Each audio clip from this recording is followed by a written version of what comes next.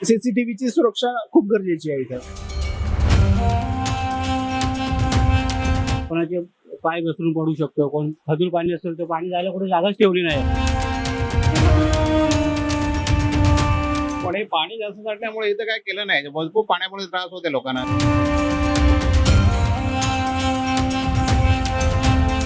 नमस्कार, माय महानगर लाईव्हमध्ये तुमचं स्वागत आहे. मी प्रणव कांबळे. काल रात्रीपासून मुंबईमध्ये मोठ्या प्रमाणात पावसाला सुरुवात झालेली आहे. मी सध्या माटुंगा येथील झेड ब्रिज इथं उभा आहे. हा ब्रिज मध्य रेल्वेच्या पूर्व स्थानकांपासून पश्चिम रेल्वेच्या माटुंगा रोड स्थानकाला जोडला जातो. या ब्रिजवर सकाळपासून संध्याकाळपर्यंत नागरिक ये जा करत असतात.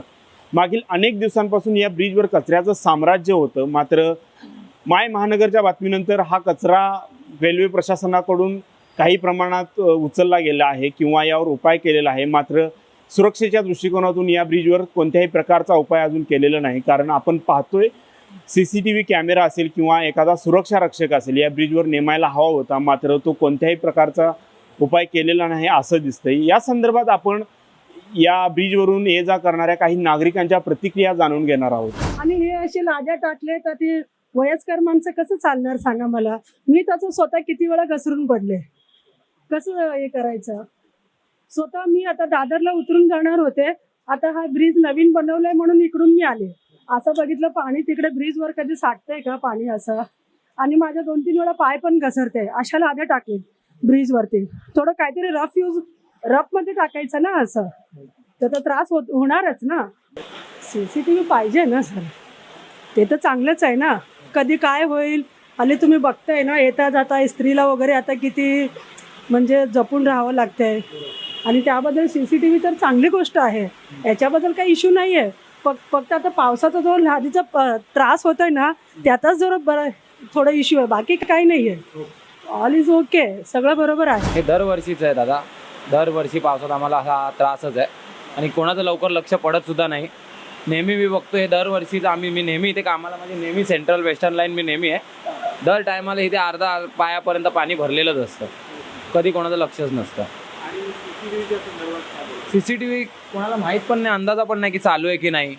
जे प्रशिक्षण आहेत ते बघतायत, कोणाचं काय लक्ष नाही, काहीच नाही. आम्ही नेहमीच झालं आहे यातही. थोडं लवकर का पाणी जर हटलं तर प्रवाशांना पण थोडा त्रास कमी होईल. पाणी साचलेलं आहे, जाण्यासाठी येण्यासाठी खूप त्रास होतो. आणि पाणी जाण्यासाठी कुठेच रस्ता नाहीये. दोन्ही साईडला ब्लॉक झालेला आहे. आणि आतून जायला थोडं स्लिपी पण होते नाही का, ते जास्त पाणी थांबल्यामुळं. आणि खूप त्रासदायक आहे. आणि स्पेशली सिनियर सिटीजन्स वगैरे खूप जातात इथून. आज सकाळचा एक इन्सिडेंट होता. एक म्हणजे सुपर सिनियर सिटीजन लेडी होती, त्यांना हात धरून आम्हाला ते पार करावा लागला. खूप त्रास होत आहे. थोडंसं म्हणजे BMC वगैरे लक्ष दिल्याच्या नंतर बरं होईल. CCTV तर मस्ट आहे इथं. कारण थोडंसं संध्याकाळच्या टाइमला, आता रेग्युलरली मी येतो जातो नाही ऑफिसला जात्याच्या नंतर 7-7:30 किंवा असं थोडं अंधाराचा टाइम झाल्याच्या नंतर थोडंसं म्हणजे CCTVची सुरक्षा खूप गरजेची आहे इथं. स्पेशली लेडीज वगैरे खूप जातात येतात इथून येत असताना. त्यामुळे खूप प्रमाणात पाणी साचलेलं आहे. आणि या ठिकाणी आम्ही जे कपडे घातले ते खराब पाण्याचा त्रास होतो, त्याच्यामुळे इन्फेक्शन वगैरे होतं. तर याप्रमाणे जो मेन ब्रिज केला आहे त्याच्यावरतीच खूप मोठ्या प्रमाणात पाणी आहे, तर ते पाणी काढलं जावं ही आमची एक विनंती आहे. सुरक्षेच्या दृष्टिकोनातून CCTV दिसत नाही, त्याबद्दल तुमचं काय म्हणणं? हा CCTV कोणत्याही ठिकाणी दिसत नाही आहे. पूर्ण काच वगैरे आहेत, त्याच्यावरती स्प्लिट केलेले आहे, तर ते चुकीचं आहे. या ठिकाणी CCTV कॅमेरे झाले पाहिजे. बघा, एवढा इकडं आपल्या ह्यानी ब्रिज ठेवून टाकलाय, पण एवढं पाण्यासाठी कुठंच जागा ठेवलं नाही. येता जाताना खूप त्रास होतो पब्लिकला.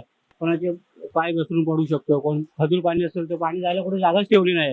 ब्रिज ठेवलं नाही, स्वच्छता असते, कधी येण्या जाण्याला खूप त्रास होतो. बनवलेलं आहे, चालू व्यवस्थित बनवलेलं आहे, पण ऍक्च्युली प्लॅनिंग की नाही बनवलेलं की पावसामध्ये काय होणार, पाणी भरणार आणि कचरा जे एवढा सर्व घाण करते ना, तुकते लघवी करते इकडे, तर त्याच्या काय मग उपयोग काय.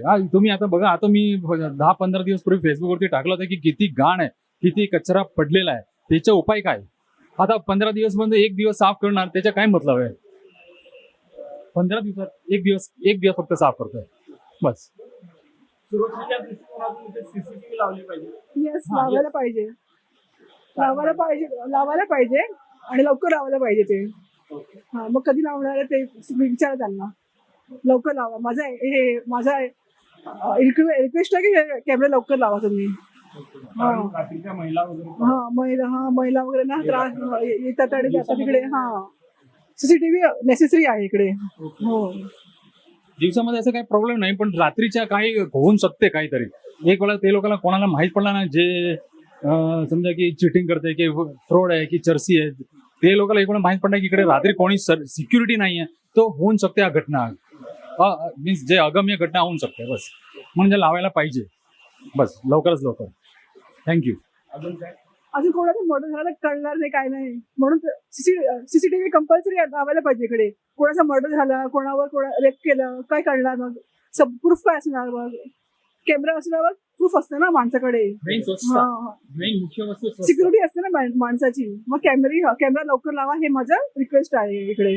पाणी इथे साचलंय, तर त्याचा निचरा व्हायला पाहिजे. काहीतरी यांनी सोय करायला पाहिजे. एक तर सीसीटीव्ही नाही, उद्या कोणी घसरून पडलं वगैरे, मार लागला, कोण जिम्मेदार आणायला?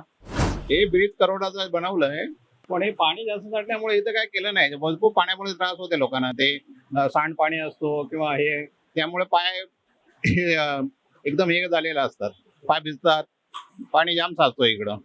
त्यामुळे चांगला ब्रिज बनवल्यामुळे हे जरा सुधारलं तर बरं होईल. एवढा करोड रुपये खर्च करून काय फायदा होत नाही, पण असं झालंय. तर आपण पाहतोय लोकांच्या अशा प्रतिक्रिया येत आहेत की या ब्रिजवर सीसीटीव्ही लावल्या पाहिजेत किंवा सुरक्षेच्या दृष्टिकोनातून सुरक्षा रक्षक काहीतरी नेमले पाहिजेत. तसेच या साचलेल्या पाण्यावर पण काहीतरी उपाय केला पाहिजे. पावसाळ्याचे दिवस आहेत, लोक ऑफिसला जातात, लोकांचे कपडे घाण होतात, त्यामुळे या साचलेल्या पाण्यावर पण देखील उपाय केला पाहिजे. तसेच संध्याकाळच्या वेळात या ब्रिजवरून महिला ये जा करत असतात, त्यांच्या सुरक्षेची काळजी सरकारने घेतली पाहिजे, असं लोकांचं मत आहे. याबद्दल तुम्हाला काय वाटतं ते आम्हाला नक्की कमेंट करून कळवा आणि माय महानगर लाईव्हला सबस्क्राईब करायला विसरू नका.